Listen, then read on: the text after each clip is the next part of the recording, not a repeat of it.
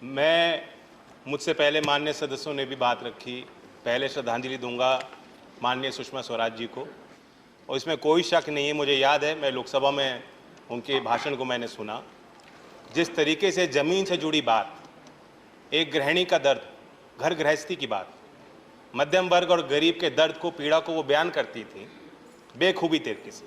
तो उनसे प्रेरणा लेते हुए आज वो दायित्व हमारा है, हम कोशिश करेंगे, बाकी सरकार भी ऐसी हो जो सुने। मैं कुछ सुझाव देना चाहता हूं, क्योंकि हमने चर्चा की है खाद्यान्न के महंगाई के दर पे सभी सदस्यों ने बात रखी, लेकिन जो मूल बात यहां सदन में हुई है उससे मैं कुछ अलग राय रखता हूं। हम महंगाई की बात करते हैं, तुरंत आलू प्याज टमाटर पे आ जाते हैं। हमने क्या सीमेंट सरिया ईंट की बात की, ट्रैक्टर के भाव की बात की, पंप सेट के भाव कैसे बढ़ गए उनकी बात की, क्या किसान की लागत की हम चर्चा कर पा रहे हैं? मैं आंकड़े दूंगा।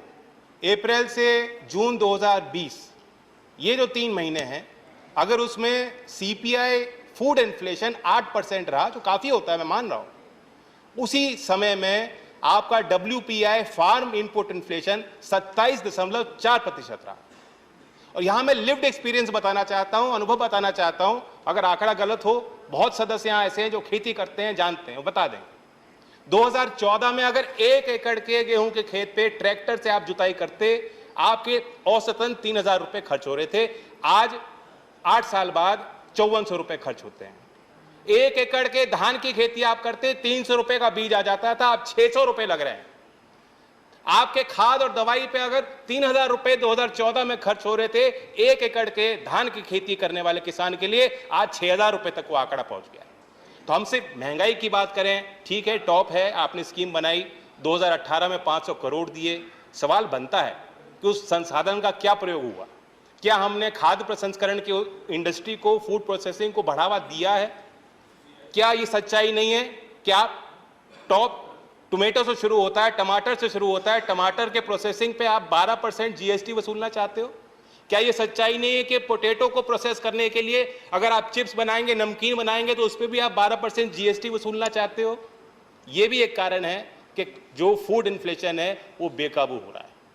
मैं आग्रह करूंगा, वित्त मंत्री को मैं सुझाव देना चाहता हूं कि अगर आप सीपीआई में जो वेटेज है फूड का, अगर आप उसे घटा देंगे तो ये जो चर्चाएं बेवजह होती हैं, आप पे भी दबाव कम होगा।